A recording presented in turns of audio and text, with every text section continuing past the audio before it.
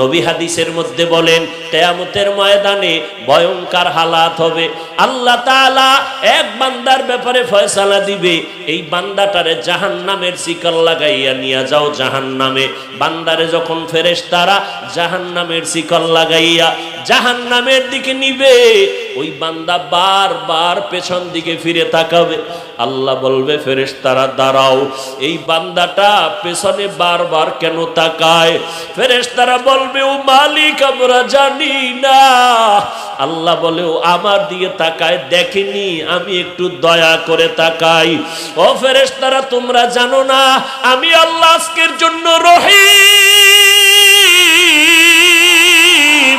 আমি আল্লাহ রহমতের চাদর বিছায় দিলাম, ওই বান্দাটারে আমার সামনে দাঁড় করাও, জাহান্নামে পড়ে নাও।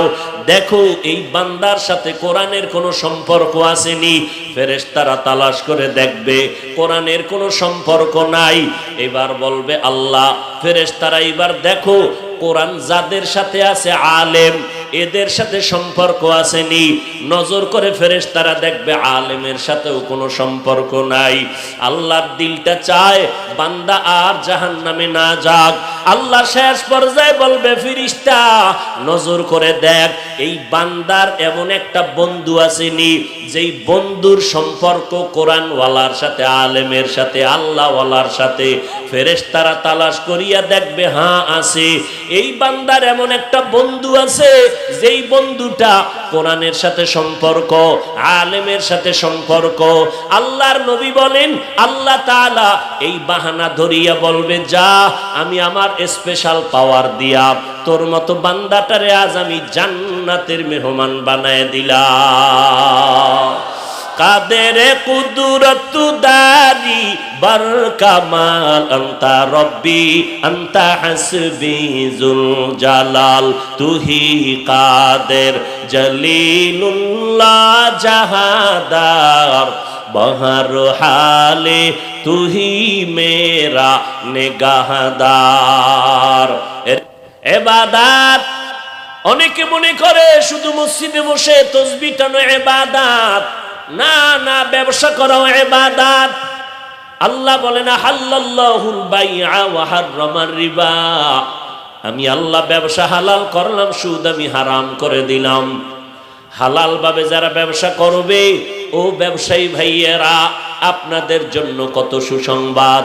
ক্বালান নবিয়্যু সাল্লাল্লাহু আলাইহি ওয়া আলিহি ওয়াসাল্লাম আত-তাজিরু সুদুকুল আমিন মা'আন নাবিয়্যিন ওয়াস সিদ্দিকিন ওয়াশ শুহাদা'i ওয়াস সালিহিন। যারা আল্লাহর নবীর তরিকায় ব্যবসা করবে আল্লাহর নবী বলেন তারা আমি নবী, আম্বিয়ায়ে কেরাম, শুহাদায়ে কেরাম, সত্যবাদী আল্লাহওয়ালাদের সাথে জান্নাতে থাকবে। সত্যবাদী ব্যবসায়ী কারা? যারা দোকানে সাইনবোর্ড লাগাইছে বিক্রি করা মাল ফেরত নেওয়া হয় না, এরা সত্যবাদী। এরা টাটকা ধোঁকাবাজ। বরং যারা সত্যবাদী ব্যবসা করবে এরা লিখবে অবশ্যই বিক্রি করা মাল ফেরত নেওয়া হয়। যদি ফেরত নাও, মদিনার নবী কয় মালটা যদি ফেরত নিয়ে টাকা ফিরাইয়া দাও, ওই মালটা দান করলে যেই সওয়াব পাবা ওই সওয়াব আল্লাহ দিয়ে দিবে। আতিনা ফি দারে দুনিয়া না হাসান, আতিনা ফি দারে উকবানা হাসান, ইয়া গিয়াসাল মুস্তাগীসিন ইহদিনা লফতিখারা বিল উলুমি ওয়াল গিনা। হর গরিদে নেকো তু তৈয়ার হ্যায়, जो न मांगे उससे तू बेजार है। দুনিয়াওয়ালারা চাইলে বেজার হয়, আল্লাহ কয় আমার কাছে না চাইলে বেজার হই। দুনিয়াওয়ালারা বেজার হয় কেন? কয় ও যদি সারা দুনিয়ার মালিকও হয় তারপর ওর মনটা থাকে ফকির ফকির ভাব, ওর মধ্যে লোভ সামলাইতে পারে না। দুনিয়াওয়ালাদের অভাব শেষ হয় না, আর আমি আল্লাহর কোনো অভাব নাই। ইয়া আইয়ুহান নাস আনতুমুল ফুকারাউ ইলাল্লাহ ওয়াল্লাহু হুয়াল গানিয়্যুল হামিদ।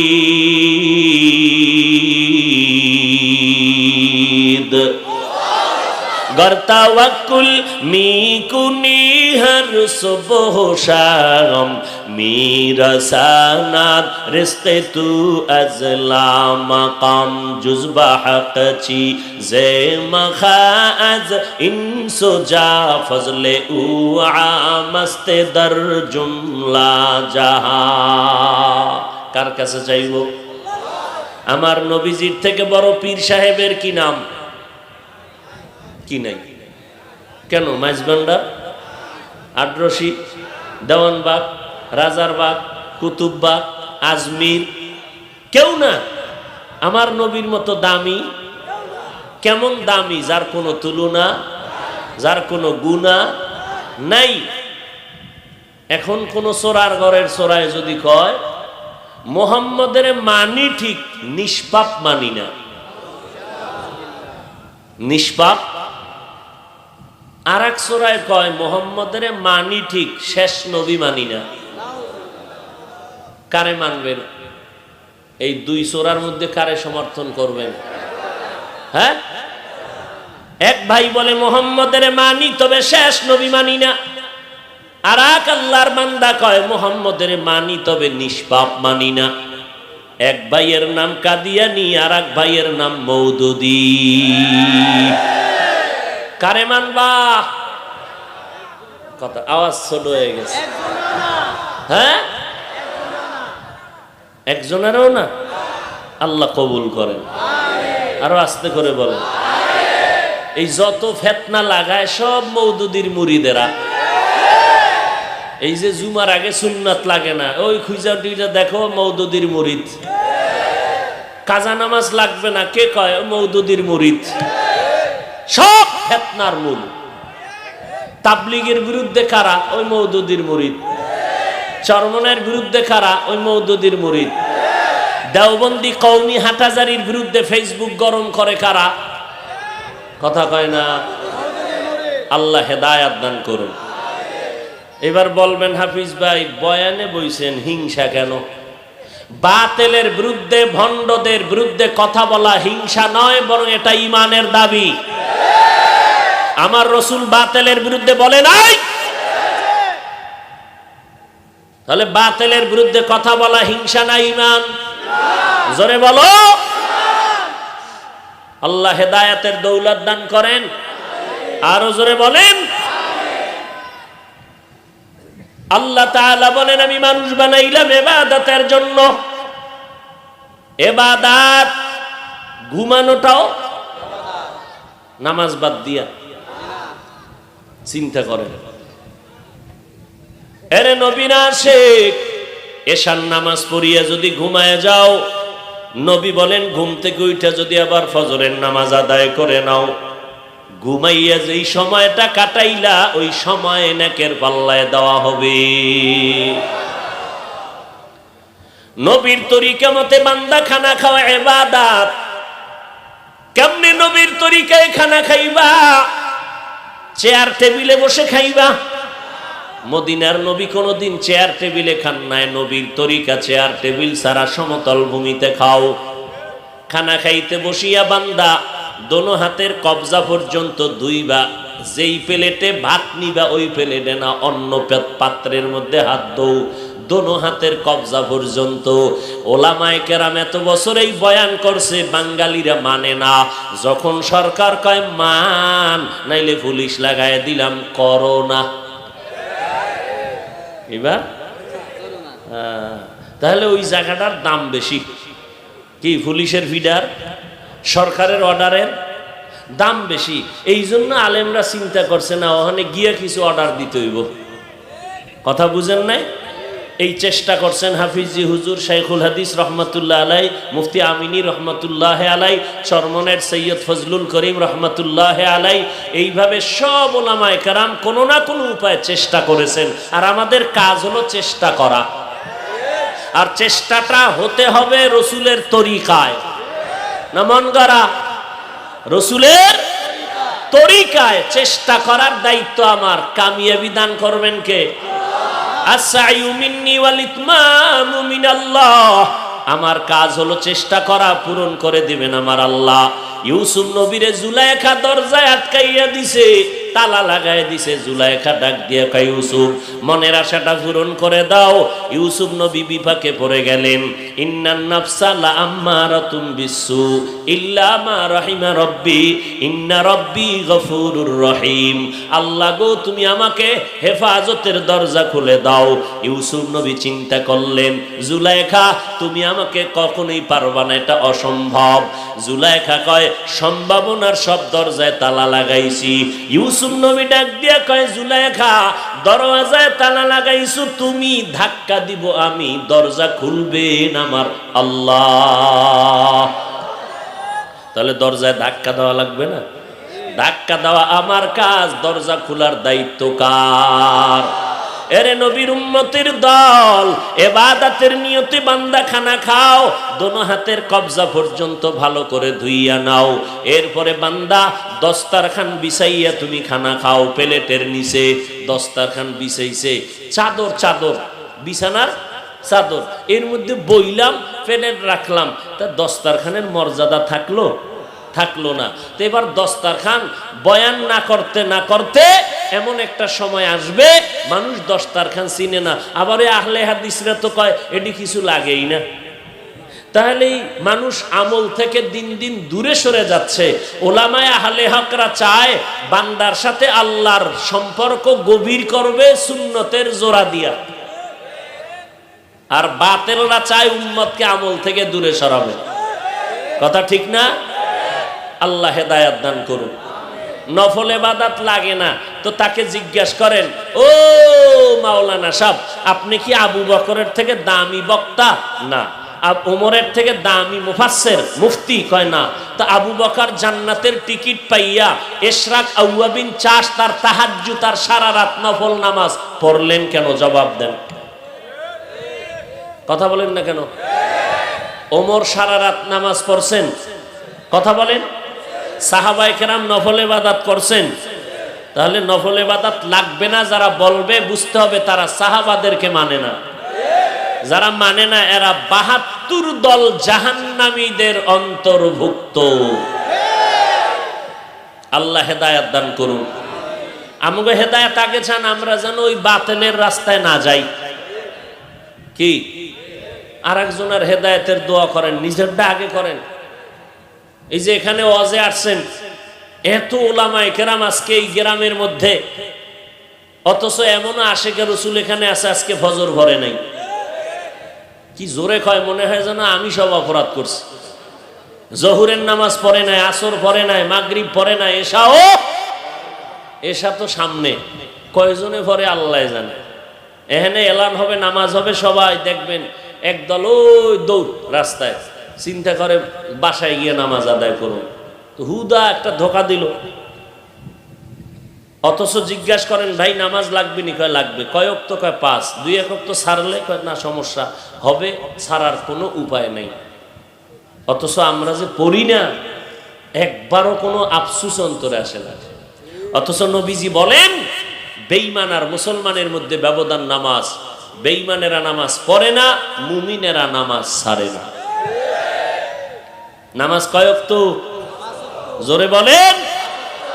মাঝে মাঝে ২ এক ওয়াক্ত ছেড়ে দিলে কোনো সমস্যা হবে? হবে হবে বলার পরে যদি না পড়েন তো ফিডা কেমন খাইবেন? কম না বেশি? পারবেন সইতে ফেরেশতার ফিডা?